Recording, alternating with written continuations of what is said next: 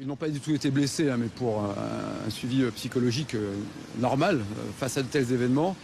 Et j'ai voulu évidemment échanger les informations que nous avions avec le commissaire de police, bonjour monsieur, et également exprimer mon soutien à la police, ce qui me paraît être la moindre des choses. Qu'est-ce qu'on sait des faits qui sont déroulés? Alors moi, c'est au parquet et aux OPJ de communiquer, je me permets de dire ce qui est déjà su.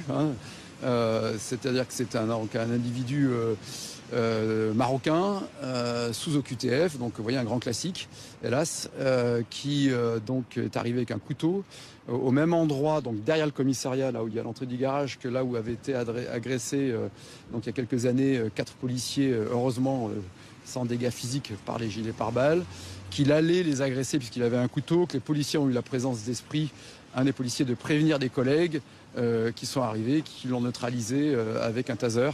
Voilà. C'est un individu déjà connu puisque cette semaine il avait déjà été arrêté. Oui, c'est toujours ce qui est exaspérant, ce qui est insupportable, c'est qu'il avait été arrêté par la police municipale il y a quelques jours à peine. Et ça peut paraître anodin, pour moi c'est pas anodin, il était en train de dégrader un véhicule de police municipale, la PM l'avait très bien neutralisé. Comme les policiers nationaux aujourd'hui, donc avec beaucoup de professionnalisme. C'est pour ça qu'il faut soutenir les policiers qui auraient pu être tentés d'user de leur arme létale, puisque quand on s'attaque à un policier, on doit s'attendre à cela quand même. Il faut revenir à des choses un peu simples.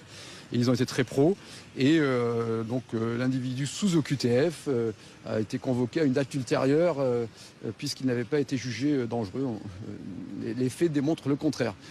Voilà. Après, voilà pour le plan factuel. Sur le reste, moi j'essaie d'éviter l'emphase et l'exagération. Donc on n'a pas de blessés aujourd'hui. On est certainement face à quelqu'un qui a encore d'énormes problèmes, mais il n'a rien à faire en France, c'est aussi simple que cela. C'est-à-dire que ce qui est exaspérant dans ce genre de fait, c'est que la multiplication des actes qui auraient pu être très graves aujourd'hui, on pourrait avoir un policier, une famille endeuillée, etc., d'un individu qui a eu une obligation de quitter le territoire français avec un pays qui est censé les récupérer, qui est le Maroc, et il est toujours là. Et c'est ça qui est insupportable pour tout le monde aujourd'hui. C'est même plus de la politique, c'est aussi évident. C'est le même genre d'individu qui multiplie les vols, qui peut embêter votre fille dans la rue, parce que c'est toujours les mêmes profils, quoi. On les connaît, c'est de l'agression, c'est parfois de la cam, c'est de harcèlement sexuel sur des jeunes femmes, enfin. Et en l'occurrence, ça peut être un individu de toute nationalité, évidemment, mais en l'occurrence, c'est un étranger. Donc n'importe quel pays ne garde pas ce type d'individu. On n'a pas à être le résidu, soit des barjots, soit des terroristes, a fortiori, des délinquants. Voilà, on n'a pas à être la poubelle du monde, quoi. C'est aussi simple que ça. C'est pas le cas aujourd'hui, mais parce que je crois qu'il est marocain, mais oui.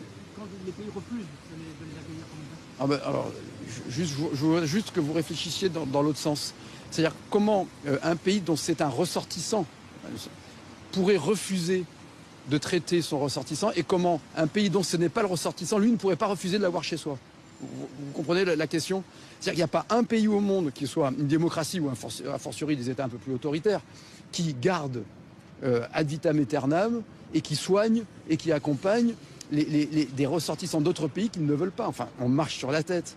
Donc la France a quand même la capacité aujourd'hui de parler d'égal à égal avec le Maroc, avec la Tunisie, avec l'Algérie ou avec d'autres pays, comme le Danemark arrive à le faire, comme l'Italie arrive à le faire, comme la Suède arrive à le faire, sans même parler des États-Unis ou du Maroc lui-même ou des Émirats Arabes Unis. Allez faire un acte comme ça aux États-Unis, aux Émirats Arabes Unis, au Maroc, croyez-moi que vous serez sanctionné et viré. Donc il faut qu'on sanctionne et qu'on vire. C'est pas très compliqué. Et ceux qui essaient en permanence de trouver des arguties pour justifier l'impuissance créent un désordre dans la société qui est très puissant. Après, on s'étonne que les gens ne votent plus ou votent extrême, mais il ne faut pas s'étonner. Voilà, je ne vais pas être trop long, mais on est d'abord dans une crise de l'impuissance publique. Donc il faut soutenir les policiers, il faut que la magistrature change, il faut soutenir le ministre de l'Intérieur dans tout ce qu'il dit, il faut que les actes suivent à tous les échelons, et que de façon clinique, déterminée, sans surjouer, sans dénoncer, stigmatiser comme on dit tous, mais simplement que la France se fasse respecter et qu'on protège nos enfants, qu'on protège nos parents, qu'on protège nos intérêts. Voilà, c'est aussi simple que cela. Pour revenir aux faits aujourd'hui, même si c'est pas aussi simple que ça, c'est plus peur que de mal. Oui, mais jusqu'à la prochaine fois, il y aura malheureusement plus de mal. Individus armés, dangereux, déjà interpellé, qui n'a rien à faire sur le territoire national et qui, c'est pas anodin de venir attaquer un commissariat. Enfin, bon, il ne faut pas banaliser toutes ces choses-là, ce n'est pas anodin. Ce n'est pas anodin et je comprends l'émoi des policiers et voilà. Et qu'est-ce que prochain coup, c'est quoi? Un policier qui se fera saigner, un enseignant qui va encore se faire tuer comme Samuel Paty, un maire qui se fera agresser parce qu'on aura fait fermer un établissement séparatiste. Enfin, donc voilà.